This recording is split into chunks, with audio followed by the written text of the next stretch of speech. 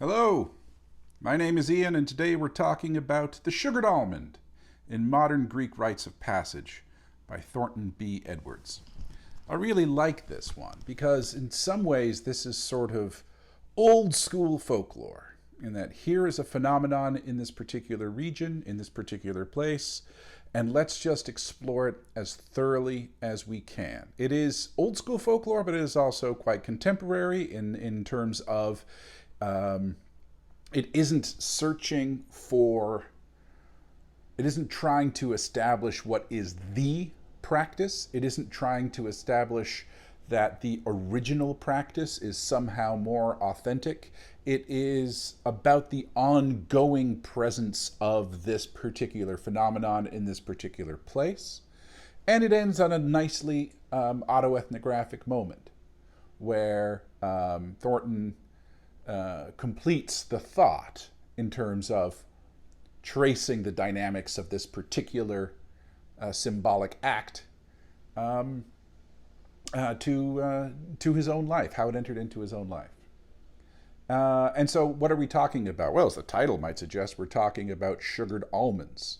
And almonds had been a long form symbol for fertility, in part because the tree, apparently, this is botany, this is not my area, so I'm just reading what you have read, but the tree blooms early in the year. So it is one of the first fruits of spring, as it were. I know a nut's not a fruit. Actually, I don't know if a nut's a fruit or not.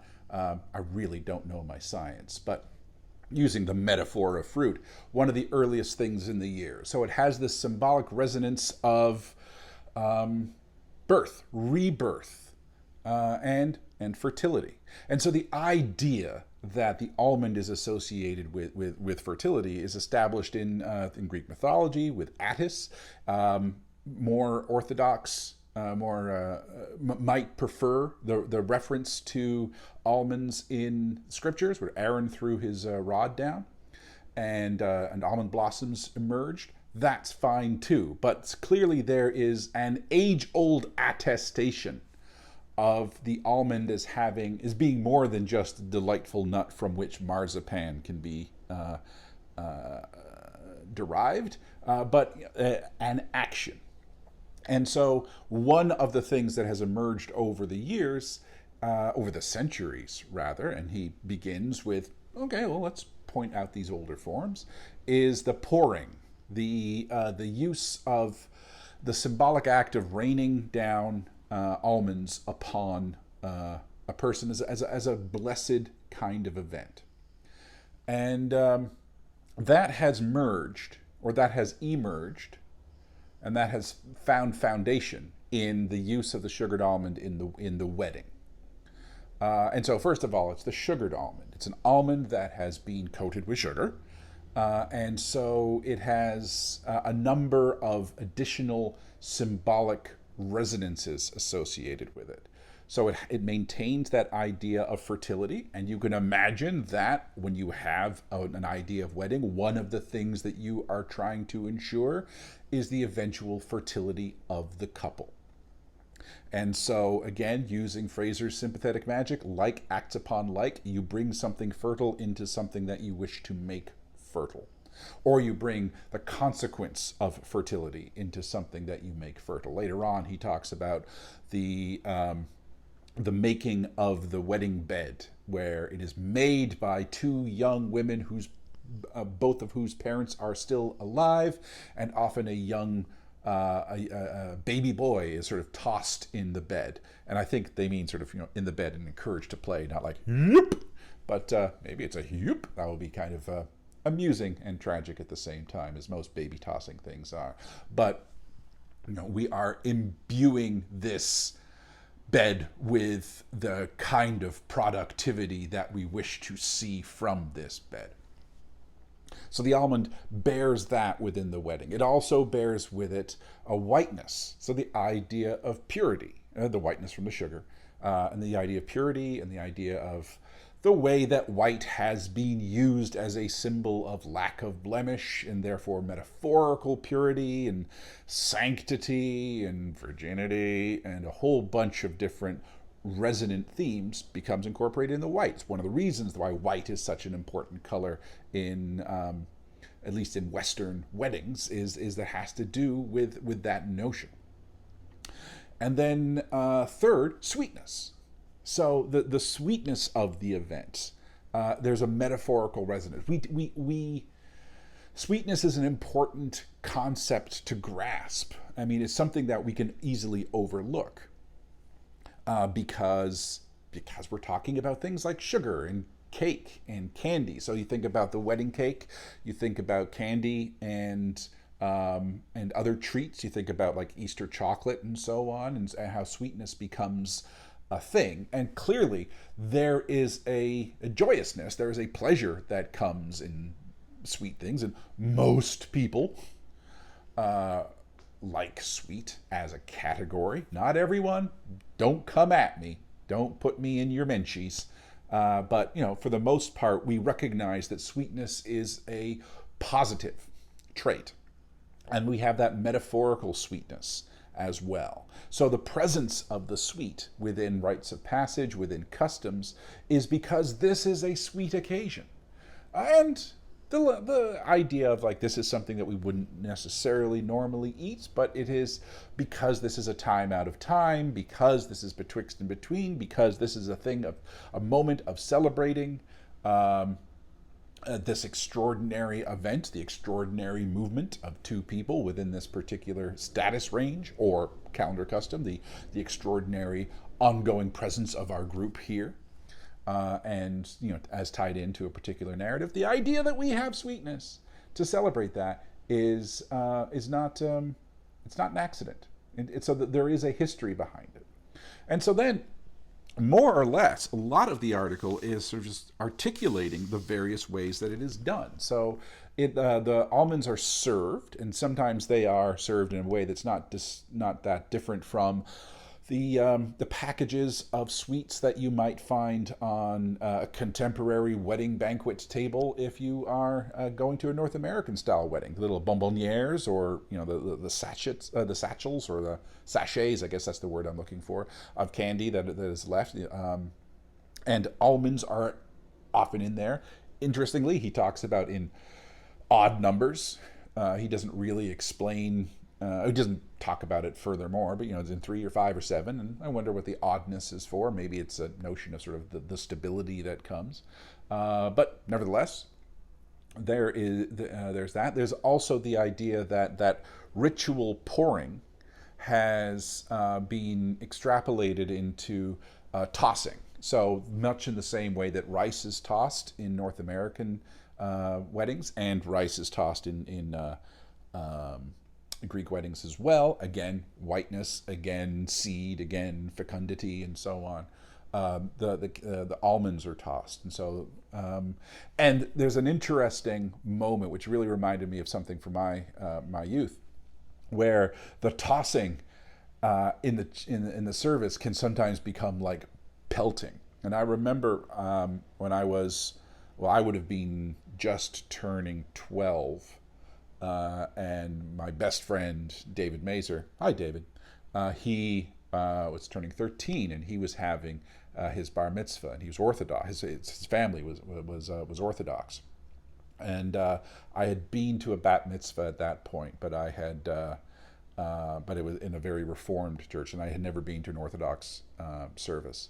And an Orthodox, this was an Orthodox enough congregation that the women were separated and were in a different balcony. So his mother and his sister were in a different room from myself and his friends. So most of us, because the school we went to, most of us weren't Jewish, but a couple of other kids were, and those kids sort of told us what we needed to do. And they said, "You got to get some candies." And it's like, "Okay, sure." And so it doesn't matter. They're not for eating; they're for throwing. And okay, that's fun. And so we had these bags of dollar store candies, and just like, it doesn't really matter.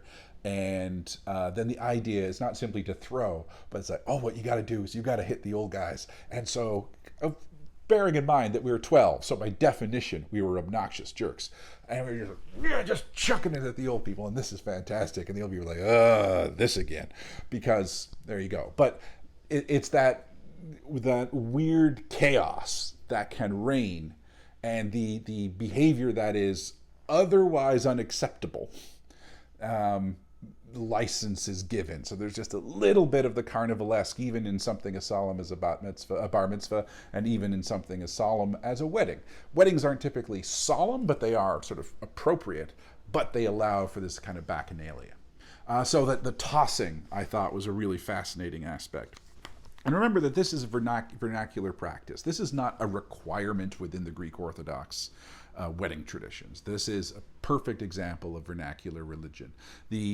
What the group expects of the celebration, not what the system demands of the celebration. And when the people expect, it can be done in a myriad of ways, but typically it's like, this ought to be here. Now, how it gets manifested is up to perhaps some kind of individual interpretation.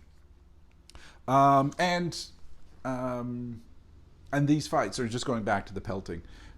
These fights, there were other aspects of almond fighting that takes place sometimes before the ceremony, sometimes at sort of the ritual drama that is the groomsmen abducting the bride from the bride's house, and the defense of the bride that occurs. So again, which is an interesting way of turning. The almond becomes a weapon, but it's a ritual weapon. It's a performed weapon. It isn't meant to actually indicate the violence. It's a play of it. So what's that Bateson quote about sort of the nature of play? And it's the nip that denotes the bite, but does not denote what the bite denotes. And so it's like, by engaging in this ritual combat, you are this playful combat, you are representing actual combat. But by doing so, you are not actually representing what actual combat represents in terms of hostilities that turn into violence. So that becomes a lovely part of it. And so then they become sort of traditional food, and it expands beyond that initial moment. So not only are they pelted, but they are offered as gifts. They're on trays when family who wasn't able to come to the wedding, sugared almonds would be available, or family or friends or whatever, community members who weren't able to come to the wedding. But when they do some kind of visit in the house, they ceremonially come, and they when they come to the house, there are sugared almonds available, and so that becomes like the default treat. It's such a default treat that, like, when someone, two people are dating, it's like, oh, when are we going to eat sugared almonds? So like, do I hear wedding bells ringing, and so on. It becomes metonymic for the act of marriage itself. And then it expands beyond that, because if you have the wedding, then you also have the idea that it is, if you have the almond as sort of a centerpiece of the wedding, then sort of analogous things like betrothal, engagement announcements, engagement ceremony might not be the right word, but like engagement parties, and so on. I don't think he indicated that there was sort of a formalized betrothal, church-sanctioned ceremony, but when an announcement is made, when family get together, sugared almonds are going to be present there, sort of the contemporary thing. Because people have engagement parties in North America as well. And so the sugared almond becomes there because it is representative of the sweetness that is to come. And then that can also be used in the form of prognostication. So it's not simply the wedding, the specific wedding that is to become. So how the use of the almond extends to before, but intends the next one. So the idea is that young women who are at the wedding, and particularly the ones that might have been blessed by the priests themselves, because the almond is throughout the ceremony. They sleep with some almonds under their pillow, and then they will dream of the man that they marry. And so it connects now not simply through the I mean, it's sympathetic magic, but now not simply through the homeopathic magic of similar shape. So fecundity, whiteness, sweetness, and how that represents marriage. But now there's contagious magic, that these almonds have been in contact with the public display of true love and unity. Therefore, there is the public display in true love, unity embedded in this almond, and it has magical properties. It has magical properties upon the soul. It's not much different from the groom's cake tradition that you sometimes see in parts of Canada and the southern United States, or taking a slice of wedding cake and putting it under the pillow and dreaming of it. So there are parallels to it, but it is sort of it just extends it out again, and then it extends out even further, because at funerals of people who died unmarried, not widowed, or widowers, but unmarried, never being married. The almond is brought in there as well, and other elements of the wedding are brought in to those funerals as well, as if the completeness of the person's life requires some kind of symbolic marriage, whether that is to in life you ought to be married, presumably within this tradition, and if it's not to a person, then eventually it is to the divine. You become sort of that sort of bridegroom, and the reference of, in the same way that in the Catholic tradition the church is the bride of Christ. At death, you basically enter into some kind of ceremonial marriage. Again, vernacular religious. It's a vernacular religious interpretation of ideas of death, and then how to interpret that death, within the context of someone's life, how to interpret that death within the context of someone's life when that death is when that life does not have a marriage in it, and then you bring this symbol of marriage into the ceremony. And there isn't the raining, the pouring over of almonds in that way. There isn't the pelting, but there is sort of the serving of almonds, and almonds become present there. And then, in a way of yet another sort of reflection, the way that a baptism has elements of being wed as well. And, almost like, the way a baby is sort of committing themselves, through the proxy of the godparent, but committing themselves to something that is akin to a wedding, but also purity, also fertility, also sweetness, also delight. And let's not forget, just taking a pause from all this, let's not forget that as much as we wish and as much as we can find symbolic rationale for these things, for the eating of the almond, the presence of the almond, the playing of the almond, the playing around with the almond in terms of its magical qualities, all of this is fun. And if you like almonds, they're fun to eat too. So you don't have to only rationalize the existence of a thing by virtue of its symbolic content. One of the reasons that almonds presumably are used time and time again is they are fun to eat. They're not the only fun thing to eat, but I like eating fun things. I like having fun stuff. Oh, and this fun stuff has been associated? Well, then let's make sure to have that fun stuff so I can have some fun. What form will that fun take? Sugared almonds? Sold. Here we go. So we never should forget that one of the reasons for doing these things, for perpetuating these things, is not some solemn reenactment of some kind of symbolic process, and only and solely for that. They can be done because they are joyful and joyous, and that is sufficient reason in and of themselves. So we can scratch that surface and look for the history of it, as Edwards is doing. And that's very good that we do that, and it's very fun that we do that. But that doesn't mean that if we cannot find that, we can somehow have little ability to justify why we do a practice. And say, oh, well, there's nothing in the historical records. Like, it's fun. Eat an almond. It's fun. Do it here. It's fun. I don't like almonds. That doesn't erase my point. And so it's brought into the baptism, and again with those symbols of sweetness and light, and again the fact that they are fun.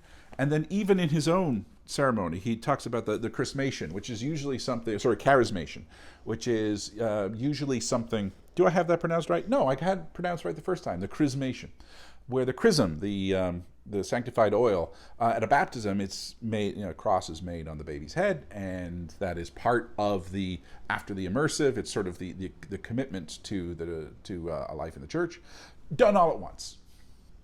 But for an adult convert, particularly one who had been already baptized, you don't baptize twice. Some services, some churches you do, others you don't. And so we know once you are baptized, you are baptized. But so in order to sort of commit to another church, in order to be baptized into this particular tradition, you do not get rebaptized, but you will go to a chrismation. And so he did it as an adult. He did it after he was married, and the same processes took place in terms of his de facto godmother, who is often his godmother in this instance. But you have sort of a godparent who can often be associated with wedding. The same kind of responsibility lies between the godparent and the child as lies between like the best man and the groom, or the maid of honor and the bride. This sort of surrogate person who is ultimately responsible for an awful lot of your participation in the ceremony and what the ceremony denotes. So not simply the act of transition, but the consequence of transition, some kind of de facto mentor. And the godmother treated him in terms of like buying him a new suit and so on. And one of the things that was important was the sugared almonds. And so even in this celebration, it is just recognized as appropriate. And recognized as appropriate seems to be one. It's not a thing that has a huge amount of seeming permanence to it, because recognized as appropriate are like almost two vague terms with an as in the middle, but it's foundational because it emphasizes this. It emphasizes this ongoing process of what is being brought forward from the group's sense of self and the various symbolic actions that are required for the group, that are required by the group based solely on the authority of the group itself, and how it is enacted at this particular time. So recognized as appropriate is a ongoing, immersive, fluid, evaluative system and the basis of almost all tradition, if you think about it. And so this article, Edward's article, it's very short, it's very concise, it's really well researched, all the sort of the background information that you need. And more than anything, it just takes this tiny little thing. Hey, what's with the almonds? What's with all the almonds in Greece? And just boom, covers the bases and just emphasizes time and again that yes, they're subject to variation, yet they're subject to different names depending on where you are in Greece. Their different areas have different ideas. And so this is not a system, but this is taking the central thing, the sugared almond, as representative, as a representative of something, as a very polyvalent symbol with at least 3 express ideas of fertility, purity, and sweetness, and then just levels of association that get built upon it, including the collective experience of having these things at places like this, at times like this. And yeah, he just goes wild.